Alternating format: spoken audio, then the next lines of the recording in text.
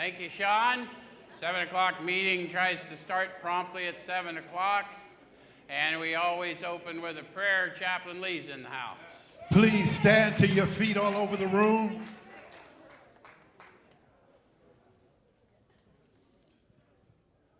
All right, we welcome everyone, but most of all, we want to welcome the presence of the Lord. So we thank you, Father, on today for everything you've done, everything you're doing, but most of all for what you're about to do. We invite you right now, Lord, to come into this meeting and bless each and every one that's here. We ask you to use your manservant to speak with the clarity as we prepare to go through 5, 6, and 7. We understand, Lord, that we could never do it without you. So we ask you, Father, just to have your way in this place. We give you all the praise, all the glory, and all the honor in the mighty name of Jesus. All say amen. Thank you, Chap. So who's here for the first time tonight? Anybody? We got a few of you. First of all, welcome. Second, let us warn you in advance, you're liable to experience us just a little different than other meetings of other fellowships you may have attended. Primary reason that's liable to happen is we intend for you to have a different experience here. What we do here, we take a look at the suggested instruction for a step or so a week directly out of this book, and we use this book in 12-Step Recovery. Why? Yeah, the process described by the authors of this book have proven the process to work for addicts of the hopeless variety, addicts to alcohol and other substances. Yes? There's some facts we have to agree on, or we go nowhere. So if we agree that's what's up, so what I'm going to do, it's none of my business what the book says to you, but I am going to show you how I find what it says to me. And I'm going to encourage you to have your experience with it, and if we both do our job, we'll share a spiritual experience in this room tonight. Fair enough? How many of you have been here before and can witness for these folks that happens? So you see a show of hands. Those of you online can't see the show of hands because of the anonymous nature of our fellowship. But they're raising their hand to signify when we speak of a spiritual experience in 12-step recovery, we're talking about a sensory experience. You will feel it. And when you do, I'll know. And I'll call it to your attention because we would teach you to talk to you about the power we call God without giving you a demonstration of that power. The other thing we do here is when I say God, they say power. Because we don't want any prejudice about the word God blocking you off from the experience of God. Fair enough? Who just felt that? Someone just felt that. So the other thing that we always do here, there are 33,000 men and women currently incarcerated in ADCRR, and they all have access to this very meeting, so if you could give them a shout out.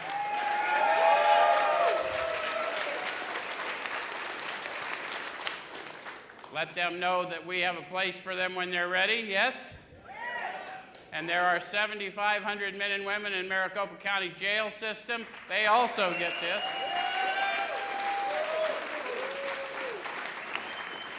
And similarly, we want to welcome them home whenever they're ready, yeah?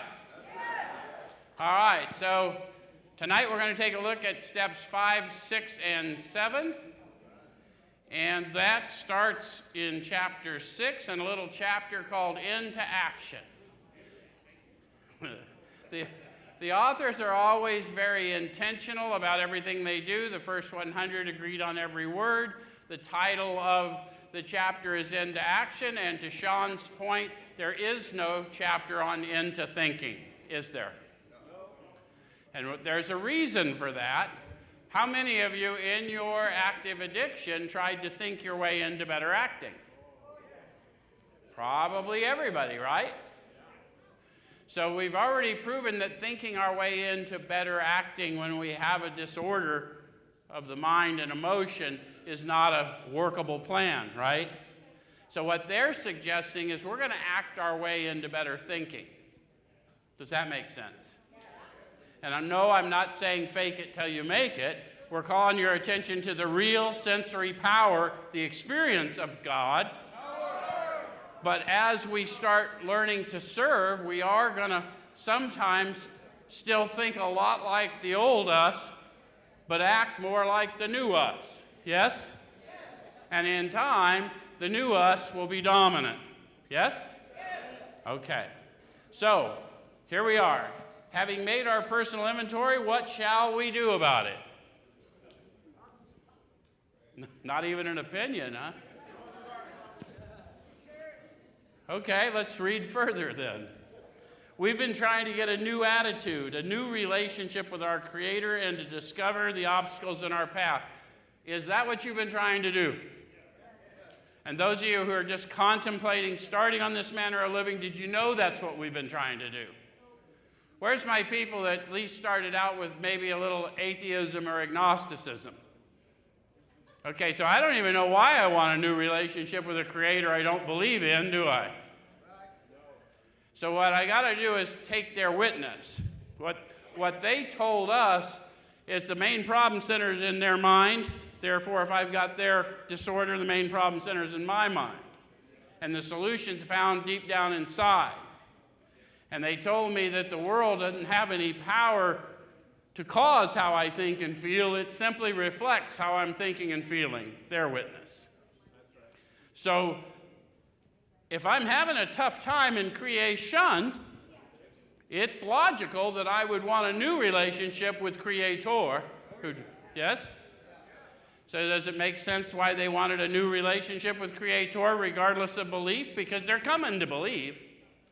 Right? We're in a process. Okay. And then we want to look at the obstacles in our path. Yes? Then it says we have admitted certain defects and we've ascertained in a rough way what the trouble is.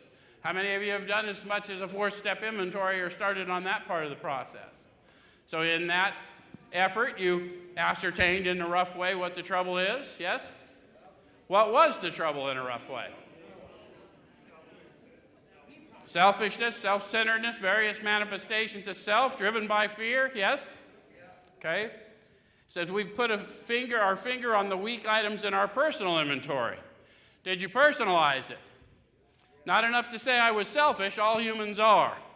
How was I thinking, how was I acting when I was selfish? When myself manifest, yes? Did you do some of that? Okay. Now these are about to be cast out. That's good news, isn't it? How many of you have tried to behave better and then things went south and you behaved less than you intended? So they didn't say, I'm about to cast them out. It said they are about to be cast out. Okay. Then it says this requires action on our part. Oh, I have a part to play.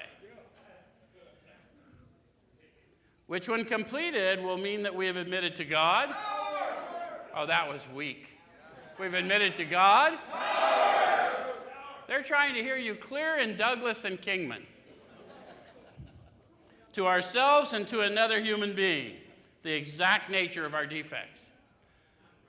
This brings us to the 5th step in the program of recovery mentioned in the preceding chapter. So the preceding chapter was how it works. They were discussing the process. Hopefully someone laid the entire process out for you for your consideration. And now you've done the first step of action, which is this inventory, and you're getting ready to share it with somebody else to get a little clarity in your experience, yes? All right, so the first thing they acknowledge is the obvious experience all of us have. This is perhaps difficult. How many of you found discussing it with someone else so difficult that you didn't bother to write it down? So you did not enact the decision because you were afraid of something further down the path, yeah? Okay. So let's acknowledge the fear and then let's move forward, because we don't outgrow fear without confronting fear, right? All right, so we think we've done well enough at admitting these things to ourselves. How many of you have thought that? Well, the authors say there's doubt about that. In actual practice, we usually find a solitary self-appraisal insufficient. No one's trying to tell you your experience, they're telling you theirs. They have found that in their delusional state, they often were not good at analyzing their motive or their degree of selflessness as they self-processed their debacle. Have any of you ever spun yourself to be more innocent than you really were? So they're talking about their experience. We're wanting you to see your experience. No one wants to tell you what it is. We want you to confront it, right? Because it's the only way it's going to work for you. All right. So then it says, many of us thought it necessary to go much further. So if we think we want what they have and we're willing to go to any length to get it, then I want to go with the ones who think they need to go much further because I want to go much further. Yes? It says, we will be more reconciled to discussing ourselves with another person when we see good reasons why we should do so. Is that you? Tell me why. The why is important, isn't it? Okay. The best reason first. If we skip this vital step, we may not overcome drinking. How many of you came here to overcome an addiction of some sort? How many of you just arrested? How many of you have had more than one go at this? And you thought you were serious until you found out you weren't. So I don't know whether you're here to overcome it or not, but I agreed to go to any lengths, and I made that agreement with this newfound power within. That's one I should keep because thus far I've been delivered. Yes? Okay. It says, time after time, newcomers have tried to keep to themselves certain facts about their lives. Trying to avoid this humbling experience, they've turned to easier methods. How many of you have tried something simpler than what was suggested in order to get free? Held a little something back, spun it a little bit. How many of you had a bad outcome or continued to suffer as a result? That's how they learned it too, right? It's a book of experience, but we want to call you, we don't have to get this perfect, but I can learn from another's experience if I'm open to it. So it says, having persevered with the rest of the program, they wondered why they fell. How many of you have had that happen? You thought you were doing good. How many of you didn't ever get told there is no rest of the program? A lot of times we're not told that. There is no rest of the program. I agreed in 3 that as long as I have a breath in my lungs, I will use it to advocate for my brother and sister. So if I'm still sucking air, I ain't done. Does that make sense? So it says, having persevered with the rest of the program, they wondered why they fell. We think the reason is they never completed their house cleaning. Did anyone ever explain for you that the big amends that 9 prepares me for is 12? I'm just getting spiritually fit enough in 9 to go into that trap house, that whatever musky scene that we find people in, ourselves included, and snatch them out without judgment. Does that make sense? So my house cleaning isn't done till I take what I thought was a wasted life and employ it to lift up another. Does that make sense? So they took inventory all right, but hung on to some of the worst items in stock. They only thought they had lost their egoism and fear. They only thought they had humbled themselves. They put the word thought in italics. Why do you imagine they did that? Definitely important, because it was hard to change the typeset at this time. Where's the main problem of the alcoholic or the addict sinner? In the mind. Have you ever thought yourself humble? Did you notice how you immediately lost your humility with that thought? That's what it would be to think I had lost my egoism. How many of you have thought you lost your fear and then acted out in fear? So it's a little trickier than that, isn't it? So what it says, but they had not learned enough of humility, fearlessness, and honesty in the sense we find it necessary until they told someone else all their life story. All's in italics. Why'd they do that? Well, important is good. How many of you really balked at the wording and that turning my will and my life over to Okay? All I'm asking is that my thoughts be directed. I don't have the power to live of my own volition. I'm asking my thoughts be directed. I'm asking that my breath be used to bless my brother rather than curse my brother. That's what I'm asking for, yeah? I haven't told all my life story. My life story just started getting good a few years ago. Anyone else? Some of you, it's been even shorter than that, right? Hey, this house means that there's every indication that you're going to go out and live very successful lives. We're proud of you. We're proud of what you guys are doing. But there are thousands of people that need to hear your story. Okay, so more than most people, the alcoholic leads a double life. Where's my meth addicts? You got more than two, don't you? He's very much the actor. To the outer world, he presents his stage character. This is the one he likes his fellows to see. You ever have a caricature or an idea of yourself you'd like everyone to hold? He says he wants to enjoy a certain reputation, but he knows in his heart he doesn't deserve it. Now, they're talking to you about the sensory experience of how I beat myself.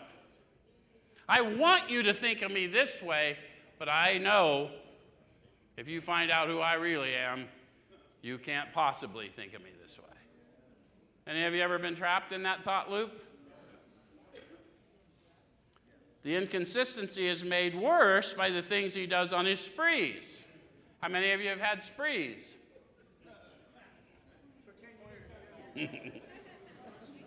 Coming to his senses, he's revolted. At certain episodes, he vaguely remembers. Where's my drinkers? Got any vague remembrances? Don't remember. Exactly right. These memories are a nightmare. He trembles to think someone might have observed him. As fast as he can, he pushes these memories far inside himself. He hopes they'll never see the light of day. Where's the power found? Deep down inside. You relate to that plan of pushing those nightmarish memories way down inside yourself? Right there on top of the power. Doesn't sound like a very good plan, does it? But we've had that plan in common with these folks, yeah? So it says that here's the experience they describe. He's under constant fear and tension. How many of you can remember living times of your life in constant fear and tension? Got so used to it, it was a normal.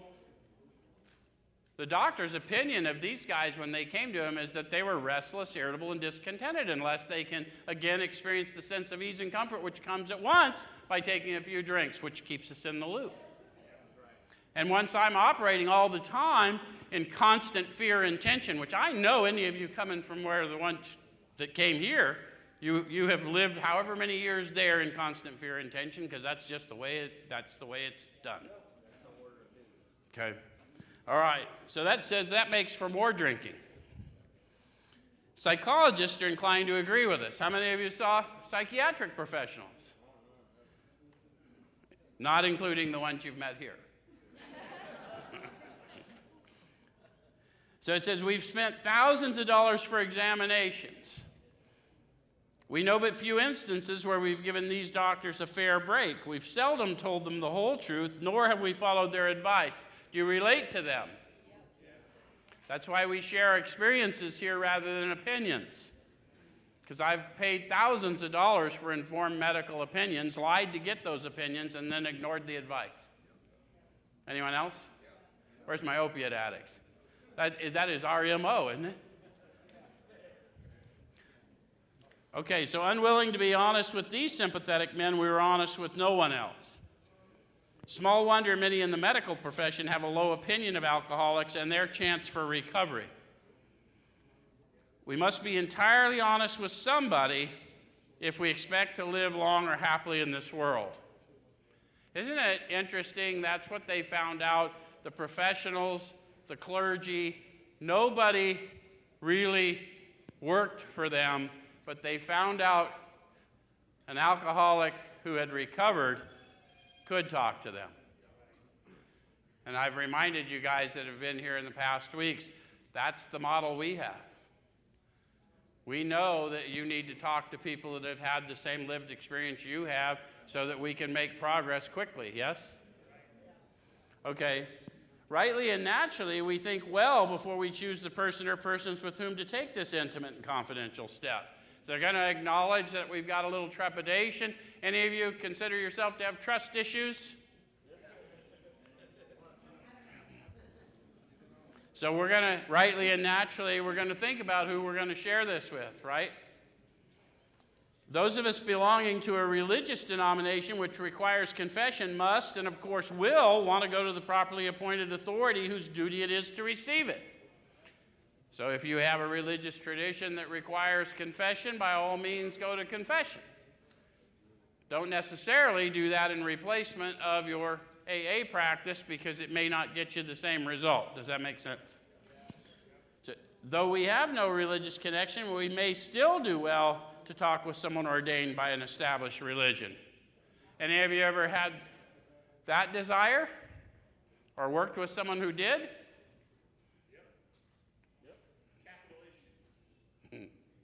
Yeah. Yeah, if you have something that might involve something that has not yet been adjudicated, you may want something protected by the confessional. Yeah? Okay. So we often find such a person quick to see and understand our problem. What is our problem?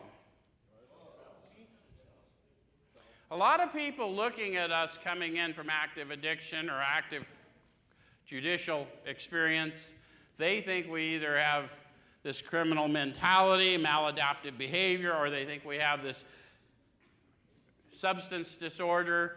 All true. But that's not the main problem. Right? And so if they're looking at the outside when my problem's on the inside, they're not going to get me where I need to go, so I don't keep going back to where I always go back. Okay?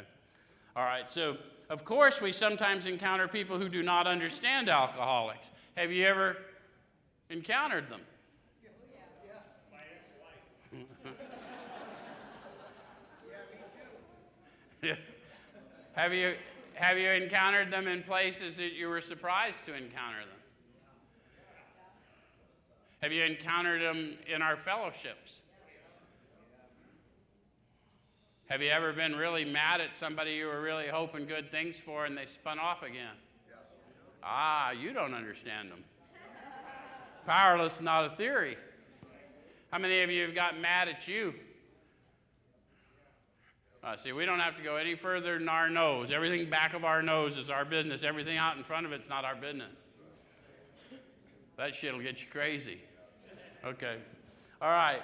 So if we cannot or would rather not do this, we search our acquaintance for a closed-mouth understanding friend. So guys, that's what I'm hoping to grow into, is a closed-mouth understanding friend. Does that make sense?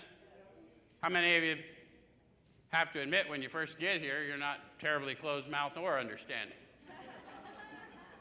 And the more people we help and confront our judgments, do we not outgrow some of that need to tell, need to spill, need to judge?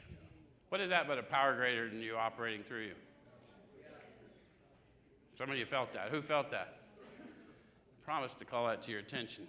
That's the power we call God around here. Okay, so perhaps our doctor or psychologist will be the person. It may be one of our own family, but we cannot disclose anything to our wives or parents which will hurt them and make them unhappy. So there's some things that are going to have to be dealt with another way, yeah? And it helps to have someone help us with that. We have no right to save our own skin at another person's expense. Such parts of our story we tell to someone who will understand, yet be unaffected. So understand what? Unaffected by what? What is it that I'm embarked on?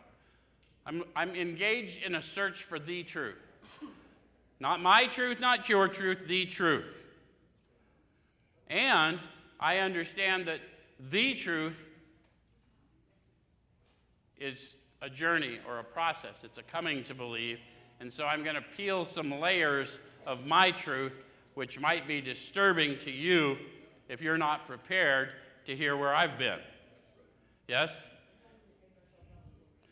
Yeah, and so we know those are fears. People think they've had the worst experience ever, and all I would say to you is no one comes to any of us without a past. And whatever it is you think that you've done that no one's ever heard of, if it has a name, you didn't invent it. And if it doesn't have a name, let's sit down and talk about it, and we'll make a name up for it. That could be a hoot. But that's a whole nother book, isn't it, Matt? All right, so what did I do now? Oh, here, the rule is we must be hard on ourselves, but always considerate of others. Notwithstanding the great necessity for discussing ourselves with someone, it may be that one is so situated there is no suitable person available. Do you think that's true in Phoenix, Arizona today? Yes. County Jail. Yeah. Sounds like lived experience. But Sean's point, though, is it really isn't about whether I think you should be feeling safe enough to disclose it. It's about doing everything I can to get you feeling safe enough about when to disclose it, because it really doesn't matter. My judgment right away is there's no reason you can't do this. Well, yeah, there probably is. So we need to get everybody, we need to be in a safe place. We may need to talk a little while before we get there. You guys notice you come here, you program for 90 days, and it looks like a long time, but when they start getting you processing and looking at that stuff and sharing with people and getting to know, what you have in common and the common goals to get and have a more vibrant life, that takes a little time to unpack that and feel comfortable, yes? Okay. So, I know it goes fast, but it's a reentry center. We're going to get you ready, and then we're going to launch you. Catapulted. Okay. All right, so if that is so, this step may be postponed only, however, if we hold ourselves in complete readiness to go through with it at the first opportunity. You and your Creator are the only ones who know your readiness. They're going to describe what readiness looked like to them so you can kind of check yourself. Does that make sense? So it says, we say this because we're very anxious that we talk to the right person. So that is a good motive. I want to talk to the right person. It's important that he be able to keep a confidence, that he fully understand and approve what we're driving at, and that he will not try and change our plan. So what is it they're driving at? Their search for the truth. I understand their search for the truth can be quite messy. Mine was. Yes? Okay. So, but we must not use this as a mere excuse to postpone. No, so you've already encountered the power. That's the one you spoke you 2 and 3 to move you forward. You've already produced an inventory, which most of us have never completed, which is evidence of a power greater than you already working through you. Now you're sitting down talking to somebody about it, something you probably said, I'll never do, but there you are doing it. So if I'm not doing those things, then that's me and my fear trying to keep me from my destiny once again. Does that make sense? Because by now, this is a very simple operations manual for a very complex machine, the human mind. And I need to confront, I need to take captive every thought and see why is that thought trying to overpower me yet again. Yes? Okay? So when we decide who is to hear our story, we waste no time. They describe to you the reaction. They're not telling you what you should do. Their experience was once they knew, they knew. Does that make sense? How many of you have launched and you found someone to help, and when you started doing, all of a sudden, things you were never willing to do, you found yourself doing? Okay, they're crediting a power greater than themselves. We're asking you to consider if that might have happened for you. Does it make sense? So we have a written inventory, and we're prepared for a long talk. That's another preparatory thing. If I don't think I got the right guy, that's no reason I can't write it down. And I'm prepared to spend enough time unpacking it to get free. I'm trying to get free of me so I'm free to be me. How many of you have played a role that you knew was not you in order to win friends because you didn't think they liked the real you? How many of you found that most of those people didn't like the new one either?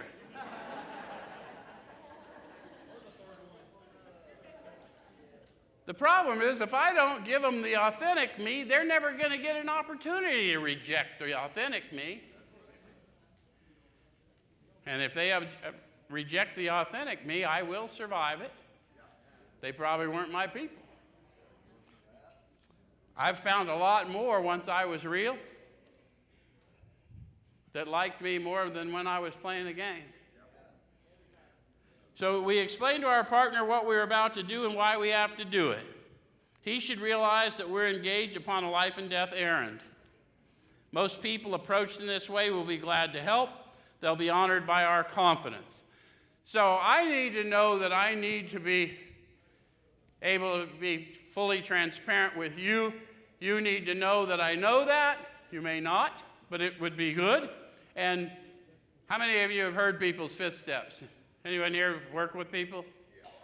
Are we not honored every time that they allow us to help them unpack and they feel safe in our presence? So it's a fact. Whoever you ask, if they're the right one, they will be honored by that confidence.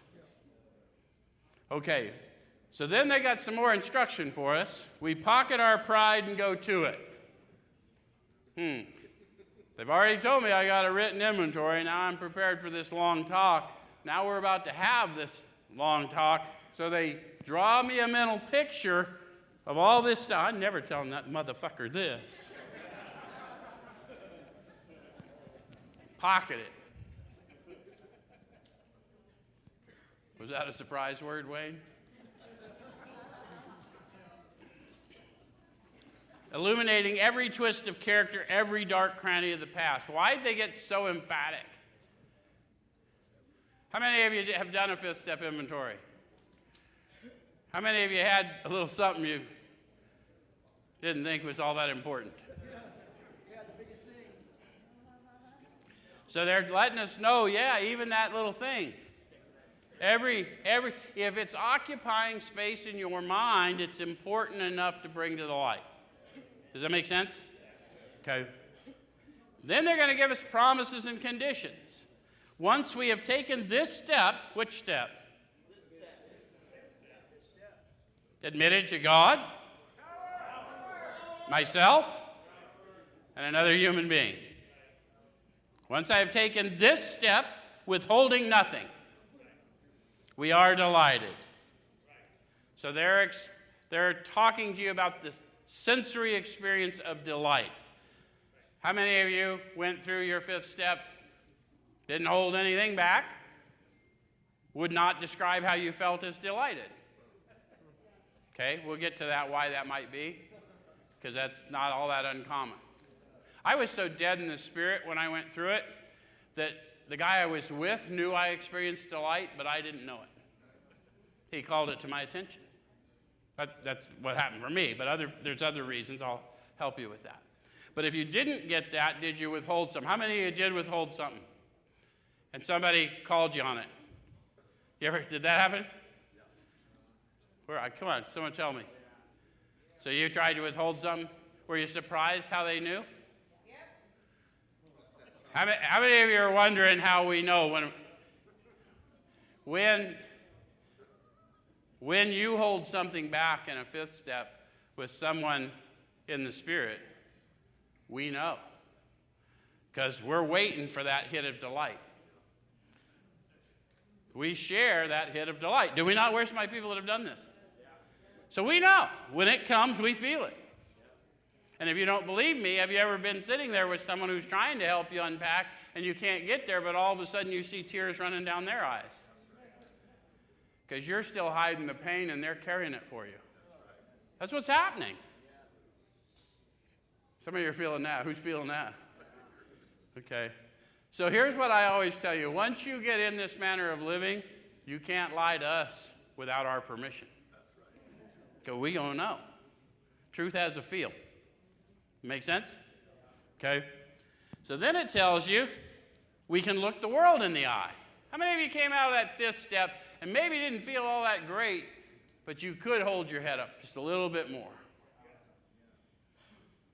We can be alone at perfect peace and ease. How many of you had the experience of never really even knowing what it was like to be alone? How many of you were a little unfamiliar with perfect peace and ease?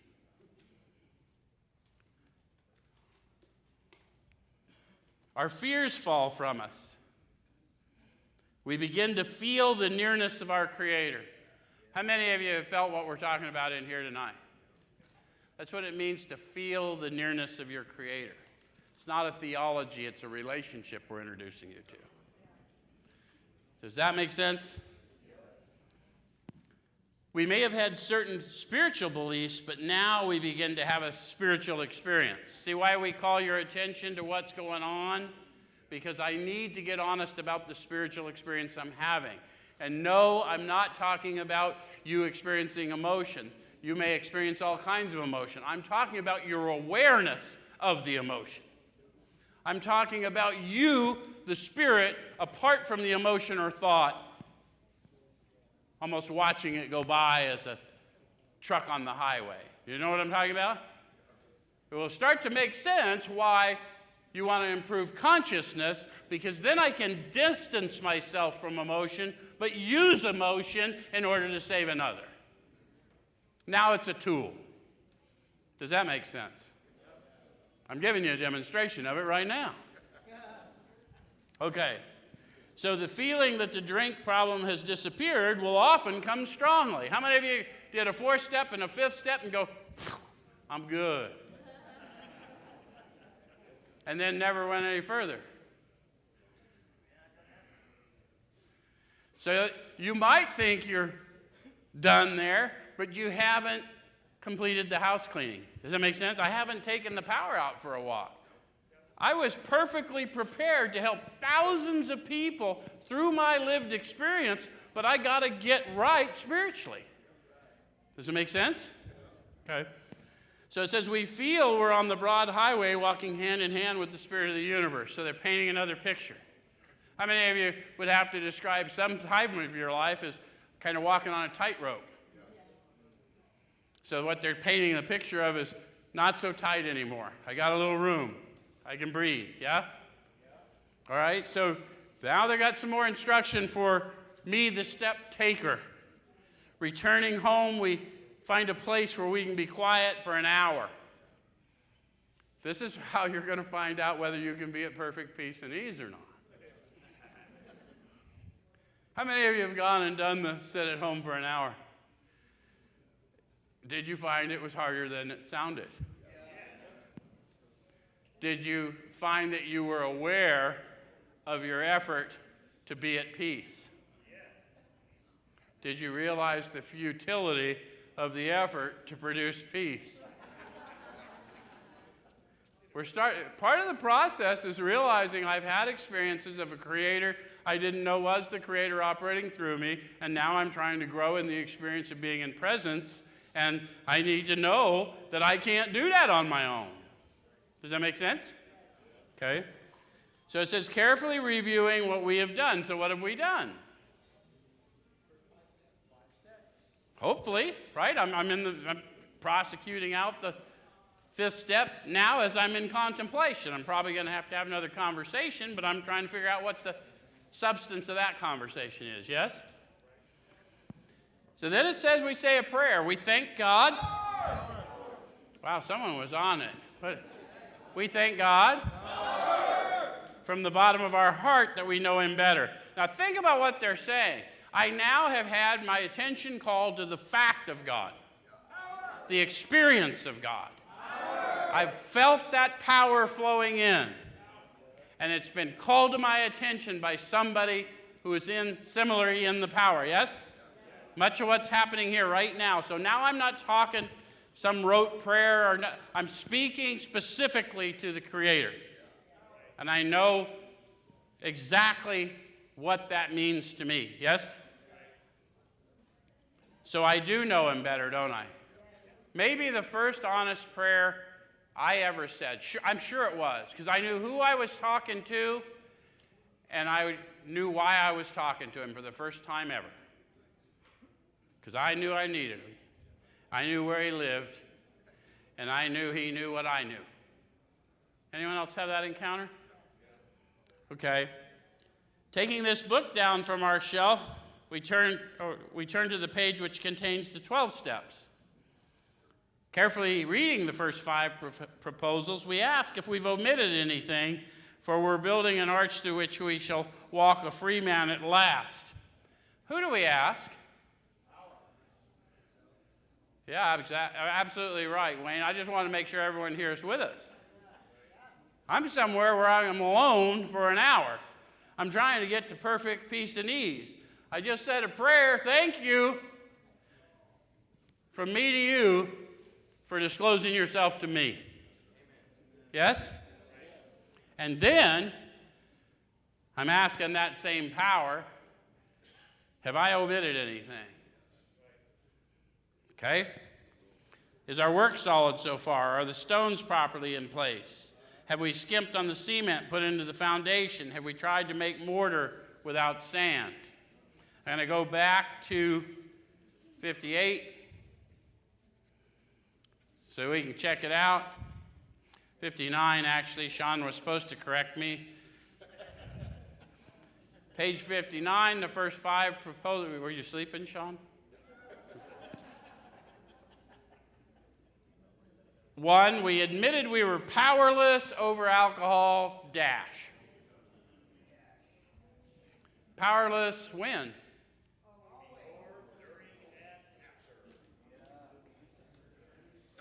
Y'all know why they said that? How many of you had some sober time and then you didn't? How many of you had every intention of having continuous sober time until you thought you'd overreacted and didn't? So, when I take a drink, all the stuff that happens to me are just the kind of things that happen to a guy who drinks when you're like me. But that's not the insanity. The insanity is that I take a drink knowing what happens to a guy like me when I drink. And little factoids, insane people don't know they're insane.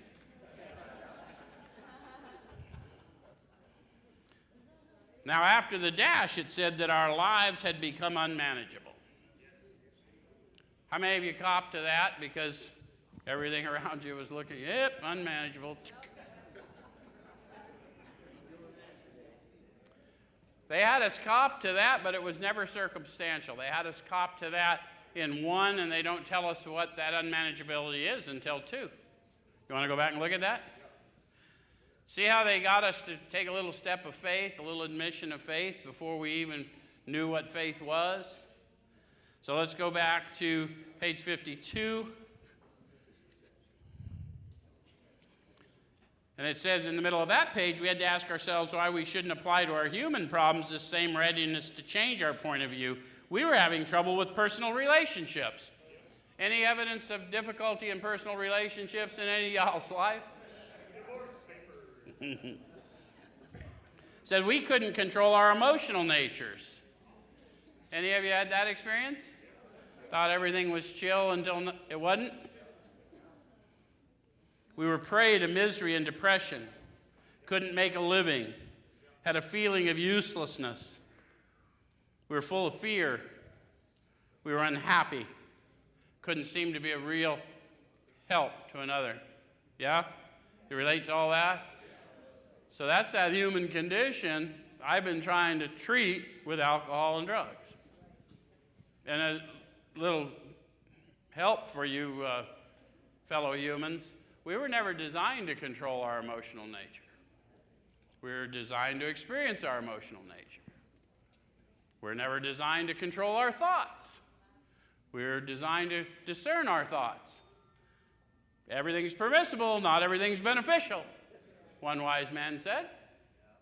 So we take captive every thought and submit it to the power within. Yes? But you're not there yet, but we'll get you there. That's the conscious walk. We'll talk about that in another couple weeks. Okay. So we're back to the step process. The unmanageability is that human experience we all have where we're feeling full of prey, we're prey to misery, depression, even though things are good, things don't look good. Yeah? Okay. All right, so then 2 comes along. It says, came to believe that a power greater than ourselves could restore us to sanity. Why do they say could? Exactly right. Exactly right. I've got a part to play. If you're sitting in the closet praying for a pizza, it'd be a good idea to go to the fucking kitchen.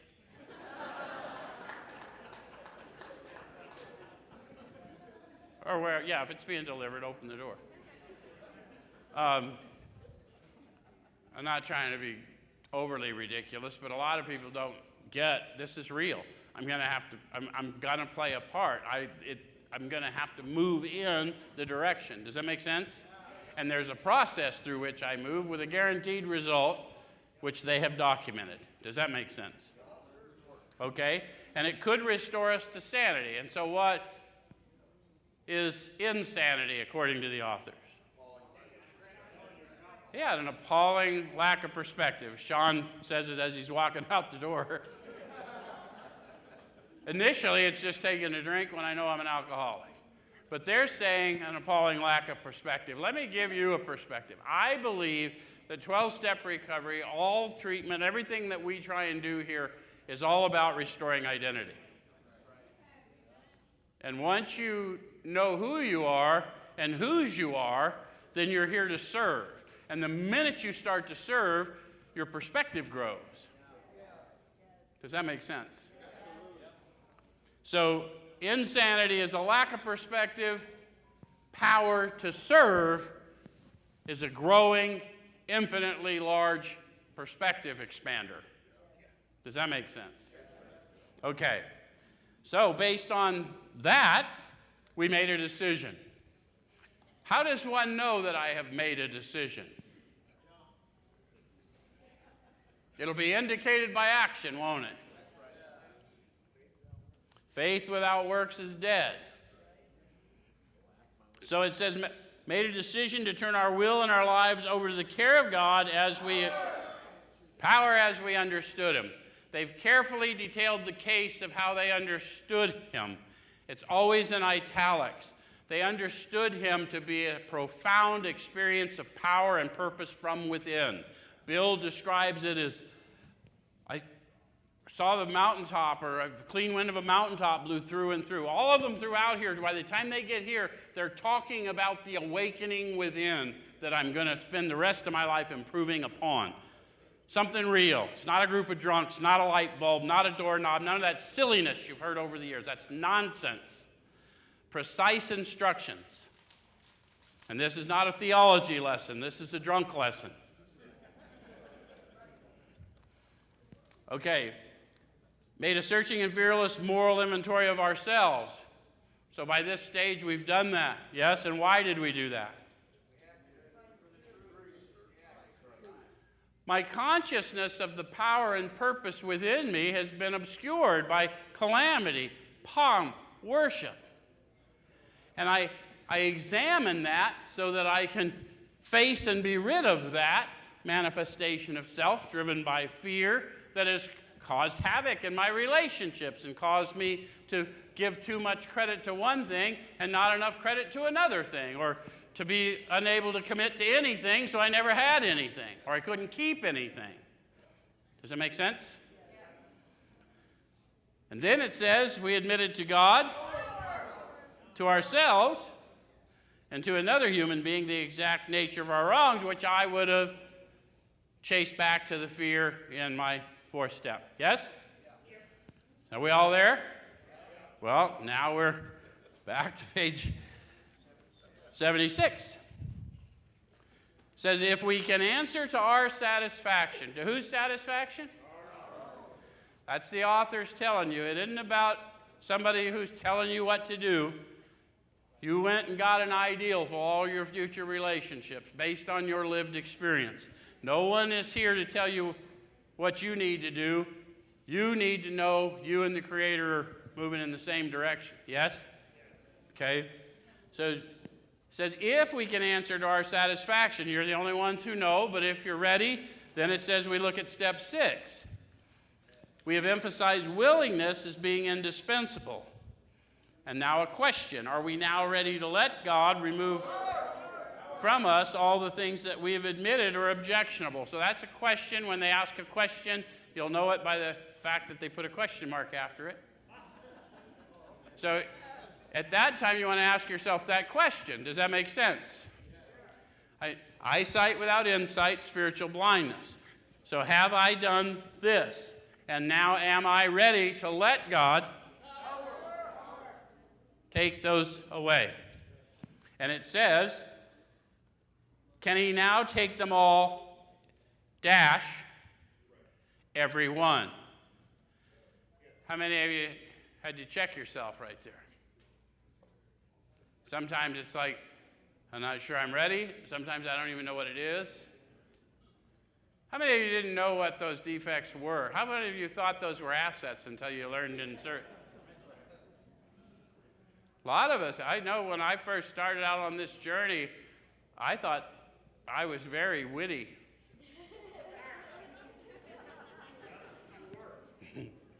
People would tell me all the time, you're just full of wit.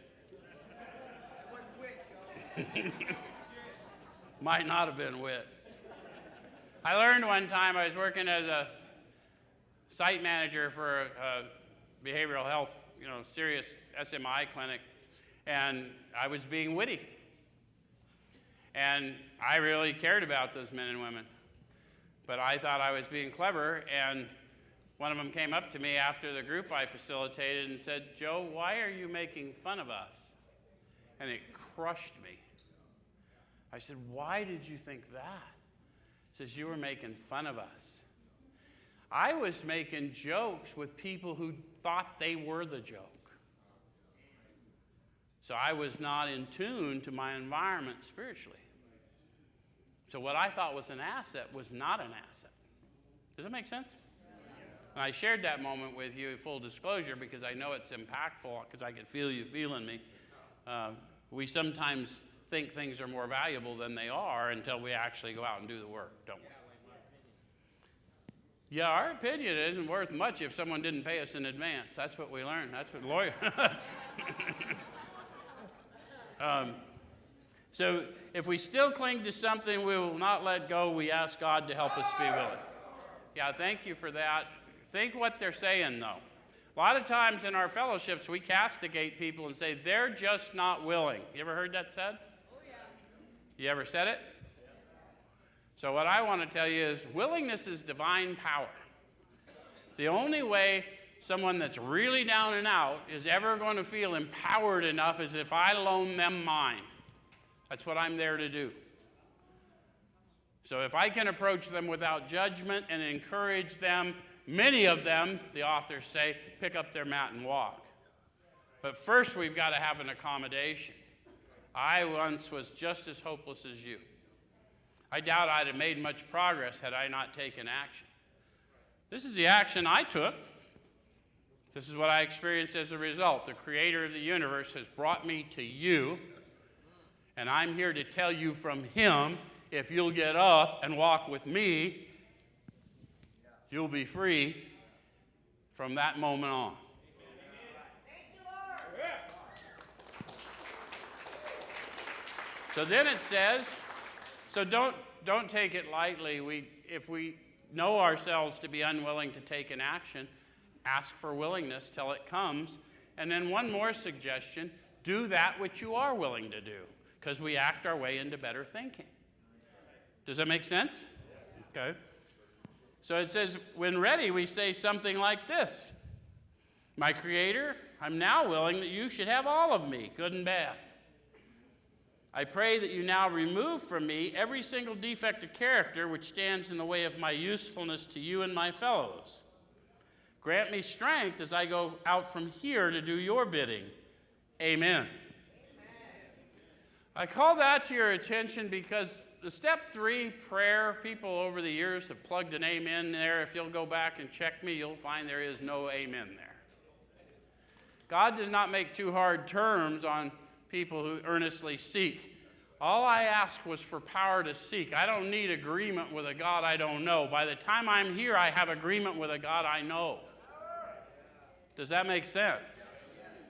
I don't know why some drunk plugged an amen in too soon. That was only half the prayer. Does that make sense? But remember, some drunk did that. And you can read the testimony of the first 100 and see clearly it's not there. It's here. Because this, if you read Bill's other book, is where we separate the men from the boys. If you really made a decision, you're getting ready to serve. You're going to start prosecuting amends, and you're going to start showing up where people that aren't as far as you hang out so you can show them at least as much as you know. Does that make sense? Okay. So then it says, we have then completed step 7, and Rodney, I didn't run over. See you next week.